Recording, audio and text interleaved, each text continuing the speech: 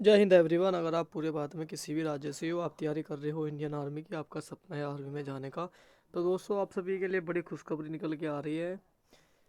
ECHS में vacancy का notification जारी हो चुका है। भर्ती आपकी रहेगी रानीखेत में। और ये जो भर्ती निकाली गई है भाई, कुमाऊँ कुमाऊँ रेजिमेंट सेंटर पर निकली है। सभी जातियों के लिए इसमें फार्म है, सभी इसमें फार्म अप्लाई कर सकते हैं। उसके बाद यहाँ पे फार्म की लास्ट डेट आपकी 7 जनवरी रहने वाली है। अगर आपको इसका फार्म चाहिए, फार्म डाउनलोड करना है, तो कैसे करेंगे, कहाँ से आपको फार्म मिलेगा। और इसमें आपको फार्म अगर फ्री में चाहिए, अगर आपको इसका फार्म बिल्कुल फ्री में चाहिए तो आपको फार्म कहाँ से लेना पड़ेगा। तो भाई इसके लिए आपको क्या करना है, मैं आपको बताता हूँ पूरी जानकारी। मैं सुबह रोज़ 9 बजे लाइव आता हूँ, 9 बजे। और भाई मैं कभी कभी 8 बजे भी लाइव हो जाता हूँ। ये दो टाइम नोट डाउन करके रखो आप। मॉर्निंग मॉर्निंग के है भाई, ये मॉर्निंग के टाइम। तो भाई आप सुबह मुझसे जुड़ना, और जो भी आपको फार्म लेना है उसकी कंप्लीट जानकारी मैं आपको दूंगा। कैसे आपको फार्म डाउनलोड करना है बिल्कुल फ्री में मैं आपको बताऊंगा। क्योंकि यहाँ बताऊंगा वीडियो में तो वीडियो ज़्यादा लंबी हो जाएगी, और इसलिए बताया मैंने कि लाइव सेशन में आप मुझसे जुड़ जाना सुबह 9 बजे या 8 बजे। ठीक है। क्योंकि जिन भाई जो भाई हमसे यहाँ पे जुड़े हैं तो सभी के पास हमारा लाइव का, जब मैं लाइव आता हूँ तो आपके पास नोटिफिकेशन आता है, तो उस पर क्लिक करके ऐड होया करो। और तो भाई ये भर्ती जो निकलती है ना, ये जो होती है आर्मी के अंदर ही। आर्मी के अंदर क्या होता है ना, आर्मी के अंदर सेंटर होते हैं भाई, डॉक्टरी। जैसे डॉक्टर के सेंटर होते हैं जहाँ पे उनकी डॉक्टरी होती है। मान लो कोई परेशानी होगी, ट्रीटमेंट देती हैं, तो वो ही होते हैं पॉली क्लिनिक उनको बोलती है, कि वहाँ पे होती है एक poly clinic. Army poly clinic के नाम से होती है वे। तो उनके अंदर वैकेंसियाँ निकलती रहती है। ठीक है। तो उनके अंदर जो वैकेंसियाँ निकलती रहती है, और वहीं पे आपकी भर्ती होती है, और जॉब वगैरह जो रहती है उसी के अंदर रहती है। मतलब क्या होता है, कैंट होता है, एक कैंट होता है, बहुत बड़ा कैंट होगा एक। जैसे कि उस कैंट के अंदर ही आपका जो है, कहीं पर भी एक लोकेशन होगी पॉली क्लिनिक की, उसी के अंदर वहाँ पे भर्ती होगी आपकी, और वहीं पर ही आपको ड्यूटी देनी होगी आपकी। बहुत बड़ा होता है पॉली क्लिनिक, छोटा नहीं होता है। जिस तरीके से हमारे यहाँ बड़े हॉस्पिटल होते हैं, तो इसी के तरीके इस बिल्कुल सेम ऐसे पैटर्न पे वहाँ पे आर्मी में पॉली क्लिनिक होते हैं। ठीक है। और ये ECHS होता है, ये ECH सेल होती है वहाँ की एक। जो एक्स सर्विस मैन का भी हो, वो उनको भी वहाँ पे ट्रीटमेंट मिलता है। और जो आर्मी में फ़िलहाल सर्विस कर रहे हैं वहाँ पे सेंटर पे है, तो वो भी यहाँ पे अपना ट्रीटमेंट ले सकती है। तो चलते उसके बाद यहाँ पे आगे बढ़ते हैं। तो यहाँ पे जो वैकेंसी खिल रखी है, सफाई वाला की है, यहाँ पे चपरासी की है, और चौकीदार की है, और यहाँ पे अटेंडेंट की है, और डाटा एंट्री ऑपरेटर की है, लैब टेक्नीशियन की है, फार्मासिस्ट की है। और जो भर्ती निकाली जाती है, जब वहाँ पे वैकेंसी खाली हो जाती है, तो वहाँ पे वे सिविलियनों को भी जो है लेते हैं, और एक्स सर्विसमैन को भी वहाँ पे लिया जाता है। ठीक है। तो ये भर्ती जो होती है, कभी कभी ये भर्ती परमानेंट भी आती है, कभी कभी ये भर्ती जो है ये जो है संविदा बेस पे भी आती है। ठीक है। तो इसमें एक फ़ायदा हो जाता है, अगर मान लो आप 1 साल के लिए इसमें लग गए, दोबारा फिर वहाँ वैकेंसी आई 1 साल बाद, तो फिर से आप अप्लाई करोगे, तो फिर 1 साल के लिए आप हो जाओगे। तो ऐसा अगर आप करते ना चाहो, तो आप लंबे टाइम तक इसमें जॉब कर सकते हो, और वो भी आर्मी सेंटर पर अंदर, आर्मी के कैंट में। तो यहाँ पे दोनों इसमें फॉर्म अप्लाई कर सकते हैं, महिला पुरुष दोनों के लिए इसमें वैकेंसी है। और कुल पदों की संख्या यहाँ पे 16 रहने वाली है। ठीक है। क्योंकि यहाँ पे आपको देखने को मिलता है ना, वो आर्मी का ही कैंट का देखने को मिलता है, और जो एड्रेस भी होता है वो भी कैंट का होता है। तो इसलिए मैं आपको ये बात कंफर्म करना चाहूँ, क्योंकि ये बात जो कंफर्मेशन मिली उसके अकॉर्डिंग मैंने आपको बताया कि जो है अंदर ही आपके जॉब पैटर्न सब कुछ आपका पॉली क्लिनिक में रहेगा, और वो भी कैंट के अंदर रहेगा, न कि आपको बाहर इधर उधर कहीं नहीं होगा।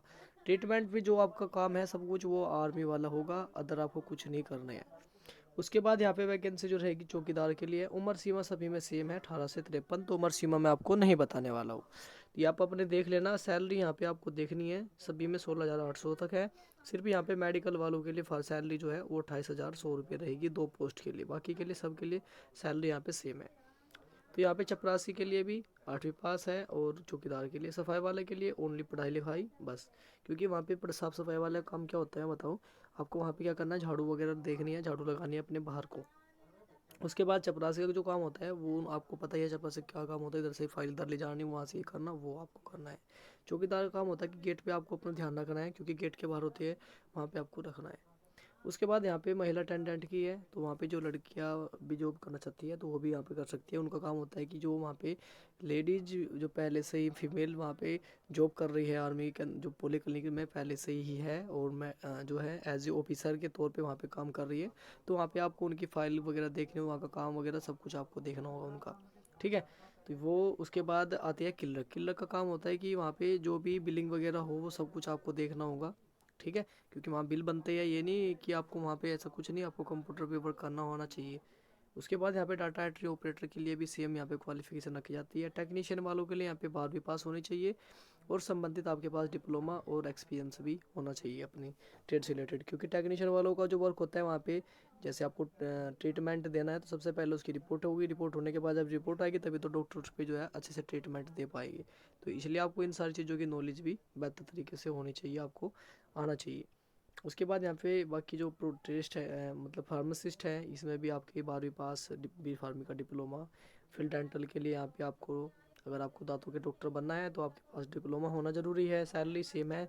फिजियोथेरेपिस्ट में भी सेम है। फिजियोथेरेपी में आपका डिप्लोमा होना ज़रूरी है। आपको डिप्लोमा के साथ साथ आपको अनुभव भी ज्ञान भी होना चाहिए, ठीक है, ताकि आप अच्छे से अपने पेशेंट को ट्रीटमेंट दे सको। तो भाई ये तो वैकेंसी के बारे में आपको कंफर्म डिटेल हो गई। और देखो मैंने बताया ना कि वहाँ का एड्रेस भी जो मिलेगा ना आपको कैंट का ही मिलेगा। देखो यहाँ पे आप देखोगे तो सिर्फ आपको अंदर के ही सेंटर पे ही एड्रेस मिलेगा, क्योंकि आपका फार्म अंदर जमा होता है, वहीं से अटैच होता है, सब कुछ वहीं होता है। यहाँ पे लिखा है ऑफिसर इंसा जो वहाँ का इंचार्ज है उसको आपको यहाँ पे लिखा है ऑफिसर इंचार्ज ECHSL। जो ECHSL का हेड है उसका ही यहाँ पे एड्रेस है। Station headquarter Ranikhet. तो यहाँ पे डिस्ट्रिक्ट अल्मोड़ा है, यहाँ पिन कोड है, और यहाँ का स्टेट है उत्तराखंड। ये बात आपको समझ लेनी है कि ये पिन कोड, ये एड्रेस जो आपका है, जो आपके फार्म पर जाएगा, मतलब आपका फार्म इसी एड्रेस पर जो है स्पीड पोस्ट होने वाला है। तो आपको इस चीज़ को ध्यान से बहुत ही लेना है। उसके बाद क्या डॉक्यूमेंट लगाने हैं साथ में, तो यहाँ पे डॉक्यूमेंट की लिस्ट जारी है। 6 डॉक्यूमेंट आपको लगा 5 डॉक्यूमेंट आपको लगाने हैं, ये ध्यान से देख लो। आधार कार्ड, पैन कार्ड, अपनी मार्कशीट वगैरह, अपना रजिस्ट्रेशन नंबर, सभी की फोटोकॉपी, एक सर्विसमैन अपना लगाएगी, अनुभव आपको लगाना है, एक एक लगाने सभी के। उसके बाद आगे बढ़ना है आपको, और यहाँ पे आपको लिखा है कि आप अपने पद के लिए अब जिस पद के लिए आप फॉर्म भर रहे हो तो उस पर अपना नाम, अपना जाति वर्ग जरूर लिख दे, अपनी पोस्ट वगैरह लिख दे।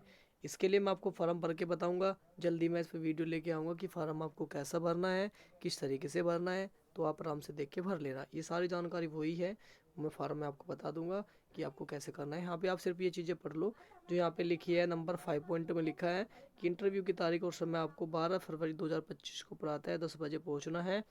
और इसके लिए आपको यहाँ पे कॉन्फ्रेंस हॉल में बुलाया जाएगा, वहाँ पे आपका इंटरव्यू होगा, 9 बजे आपको वहाँ पे पहुँचना होगा। ये चीज़ें यहाँ पे लिखी गई है। तो चलिए आपसे फिर मुलाकात होगी नेक्स्ट वीडियो में, जिसमें मैं आपको फार्म भर के बताऊंगा। भर्ती से रिलेटेड जानकारी आपको इस वीडियो में मिल गई होगी। कोई डाउट, कोई आपका कुछ भी है, कमेंट है तो आप कर सकते हो, वरना सुबह मैं 9 बजे लाइव आता हूँ, तब आप मुझसे लाइव सेशन में जुड़ सकते हो। तो चलते भाई, तब तक के लिए जय हिंद, जय भारत।